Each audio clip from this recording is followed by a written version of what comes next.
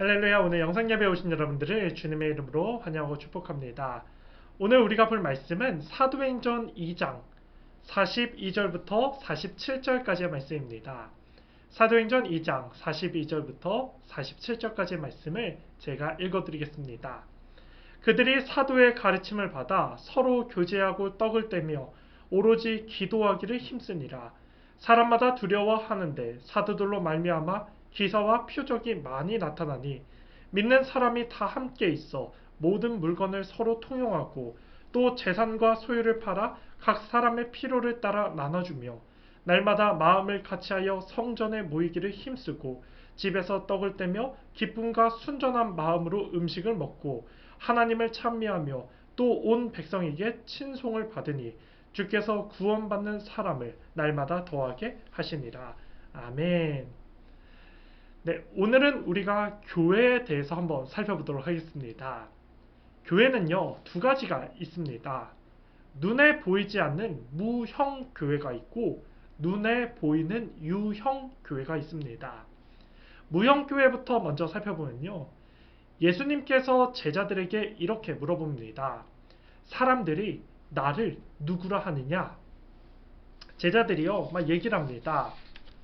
세례 요한입니다. 엘리야입니다. 예레미야 같은 선지자입니다. 이렇게 말을 합니다. 그때 베드로가 마태복음 16장 16절에 이렇게 고백을 합니다. 시몬 베드로가 대답하여 이르되 주는 그리스도시요 살아계신 하나님의 아들이십니다. 이렇게 고백합니다. 예수님께서요 시몬 베드로에게 말합니다. 17절 말씀에 예수께서 대답하여 이르시되 바요나 시몬아 내가 복이 있도다. 이를 내게 알게 하니는 혈육이 아니요 하늘에 계신 내 아버지시니라. 너의 이 신앙 고백은 하나님께서 알려주셨다. 이러면서 다음 절 이렇게 말씀합니다. 또 내가 내게 이르노니 너는 베드로라. 내가 이 반석 위에 내 교회를 세우리니 음부의 권세가 이기지 못하리라. 아멘. 여러분 이 말씀은요 이런 겁니다.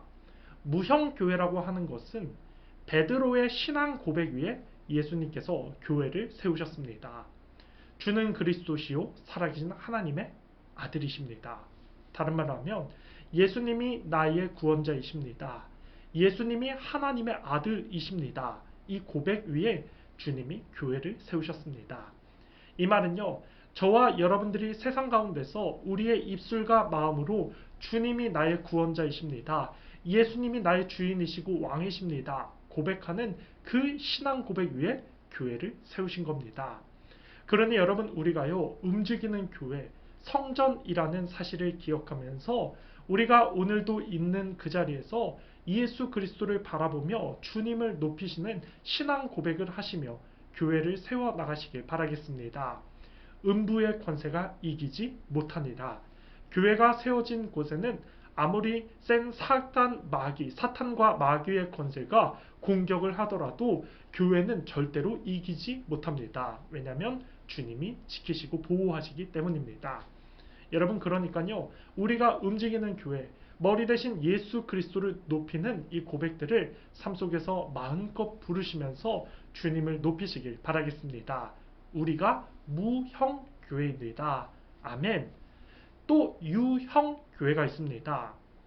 유형 교회라고 하는 것은 눈에 보이는 교회입니다. 교회라는 원어를 살펴보면요. 에클레시아 이렇게 부르는데요. 이 에클레시아는 무슨 뜻이냐면 부름받은 자의 모임입니다.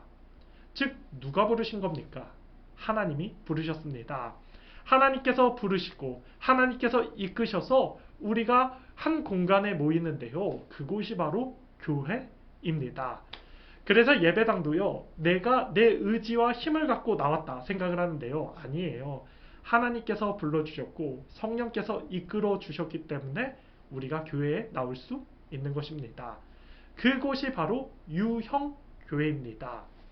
여러분 유형 교회는요. 해야 될 사명과 일이 있습니다.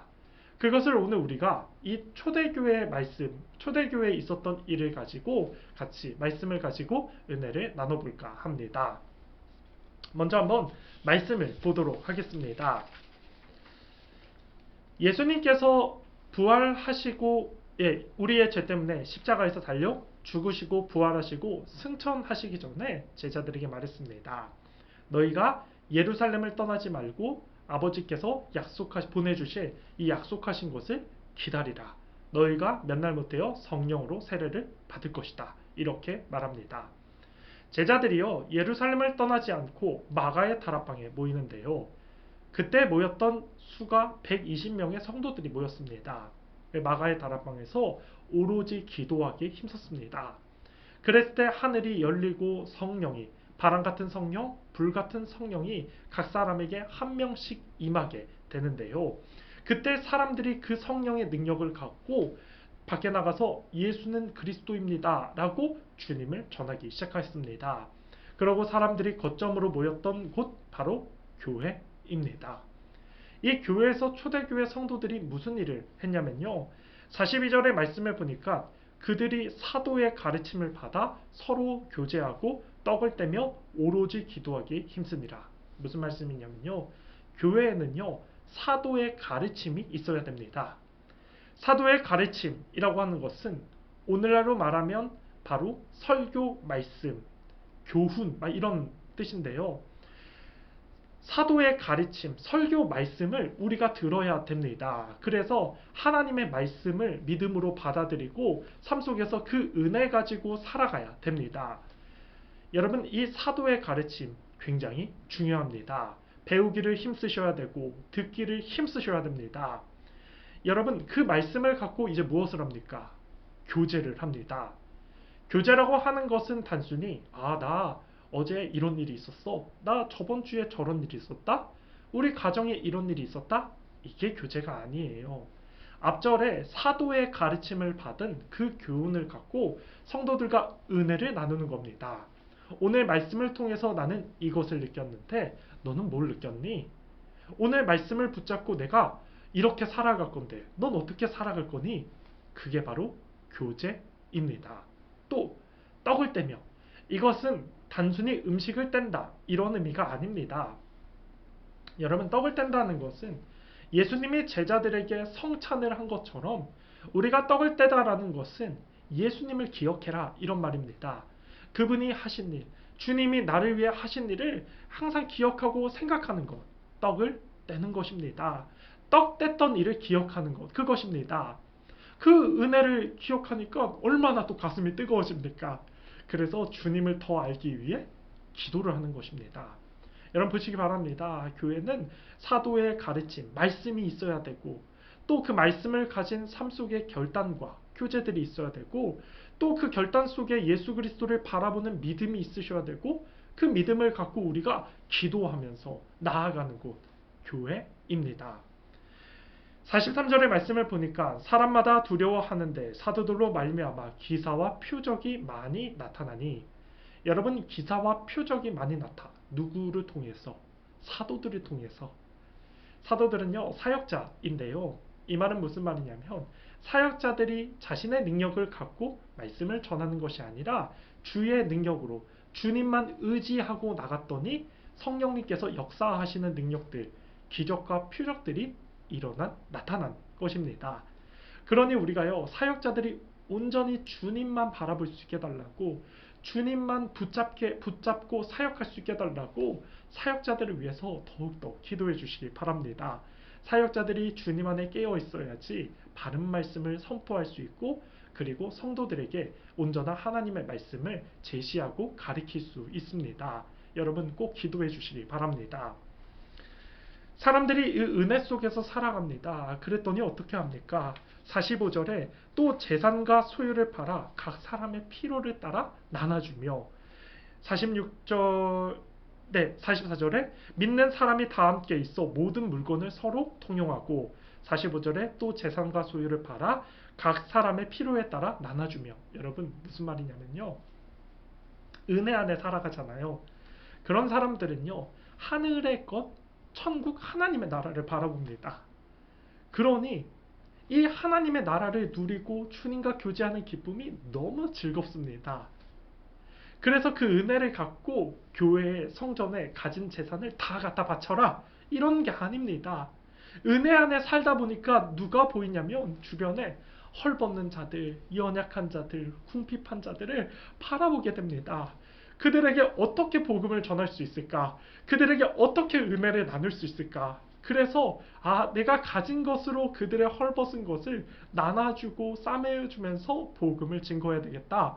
왜냐하면 나는 하나님과의 그 교제의 기쁨을 충만하게 누리기 때문입니다. 그래서 자발적으로 주님 앞에 이 물질을 드리면서 하나님, 가난한 자와 헐벗는 자들과 나누겠습니다. 그런 결단으로 내 거를 나누는 자들이 되는 것입니다. 여러분, 억지로 강요해서 나누는 것, 억지로 강요해서 바치는 것, 그것은요 잘못됐습니다. 이웃이 보여지고 그들의 상황이 보여지고 그리고 그들의 국률과 안타까움과 그 마음이 와닿았을 때, 하나님의 마음을 품었을 때 우리가 비로소 천국의 기쁨을 누리는 사람들은 그제야 나눌 수 있는 것입니다. 나는 은혜 안에 살잖아요. 이들은 은혜 안에 살게 해야 되잖아요. 그래서 각 물건을 서로 통용하고 나눠주면서 정말 그들도 구원하기, 전도하기 위해서 힘쓰는 것입니다. 여러분, 여기에서는 우리가 진짜 주목해야 될 게 내 힘으로 막 하는 게 아닙니다. 누군가의 강요 때문에 내는 것도 아닙니다. 은혜 안에 살아가면요 저절로 영혼들이 보여집니다. 그러한 마음으로 정말 우리가 나누는 삶 살았으면 좋겠습니다. 46절에 보니까요, 날마다 마음을 같이하여 성전에 모이기 힘쓰고, 너무나 그 은혜가 좋아서 성전에 모입니다. 자발적으로 모입니다. 기쁨을 나눕니다. 또 그것으로 끝나지 않고 각 가정에서 떡을 뗀다는 거 얘기했잖아요. 예수님을 기억하면서 또 가정에서 자녀들과 또 은혜를 나눕니다. 뿐만 아니라 기쁨과 순전한 마음으로, 이것은요 열린 마음, 부드러운 마음입니다. 그것으로 음식을 먹고, 그리고 47절에 하나님을 찬미하며 하나님께 찬송하며 영광 올려드리며 온 백성에게 칭송을 받았다. 칭송이라고 하는 것은요, 야 니네 잘났다, 야 니네 훌륭하다, 칭찬이 아니에요. 칭송이라는 단어는 호의라는 단어입니다. 호의는 무슨 뜻이냐면 열린 마음이에요. 그리스도인들의 하는 모습들을 보면서 세상 사람들의 마음이 열려진 것입니다. 그 기독교인들을 보면서 이런 부드러운 마음을 품는 겁니다. 그래서 주께서 구원받는 사람을 날마다 더하게 하시니라. 강팍한 마음이 아니라 부드러운 마음이기 때문에 예수 믿으세요. 우리 같이 예수 믿고 구원받읍시다. 나도 믿어보고 싶어요. 당신이 믿는 예수면 나도 믿어보고 싶어요. 그래서 그들이 자발적으로 그 부드러운 마음, 하나님이 주신 거겠죠. 그래서 교회에 오게 되고 교회의 영적인 부흥과 수적인 부흥이 더욱더 늘어나게 된 것입니다. 하나님이 하신 겁니다. 하나님이 열어주신 겁니다. 여러분, 교회는요 이런 곳입니다. 먼저 은혜를 사모하셔야 돼요. 말씀을 듣기 힘쓰셔야 되고, 말씀을 가르침에 더 배우려고 하고, 또 교제하고 기도하고, 또 영혼을 품고, 또 주님의 마음으로 나눠주고. 내 의가 아니에요, 내 힘이 아니에요. 주님의 능력, 성령의 능력으로 모든 걸 감당케 하는 것, 그것이 바로 교회의 역할입니다. 여러분, 나를 의지하는 신앙생활 하지 말고 주님을 바라보시면서 주님을 의지하는 신앙생활 되시길 바랍니다. 더욱더 깨어서 말씀 가운데, 기도 가운데 주님을 바라보시면서 내가 오늘도 움직이는 교회이구나, 내가 오늘도 무형교회이구나, 또 우리가 속한 교회가 하나님 영광 올려드리는 교회이구나, 기뻐하는 교회이구나 라는 생각을 하시면서요 더욱더 주님 바라보면서 믿음생활 하시길 바라겠습니다. 사람을 의식하지 마시고 주님을 의식하며 주님께 붙들림 바 쓰임받는 여러분의 삶이 되기를 축복하겠습니다. 결론을 맺겠습니다. 여러분, 교회 하나님이 영광 받으실 곳입니다. 교회, 예수 그리스도가 머리가 되셔서 우리가 온전케 하는 곳이 교회입니다. 또 교회는 성령께서 역사하셔야 됩니다. 성령님의 임재가 필요합니다. 더욱더 깨어서 우리가 정말 주님을 예배하고 높이는 그러한 교회로 정말 교회가 되기에 힘쓰시고, 먼저는 기도하시고 말씀 가운데 사시고, 또 예수님을 바라보시면서 우리가 오늘 있는 자리에서 주님께 영광 올려드리고 우리 교회가 이런 초대교회 같은 교회가 되게 해달라고 더욱더 기도해 주시는 여러분의 복된 삶 다 되기를 예수님의 이름으로 축복하겠습니다. 아멘.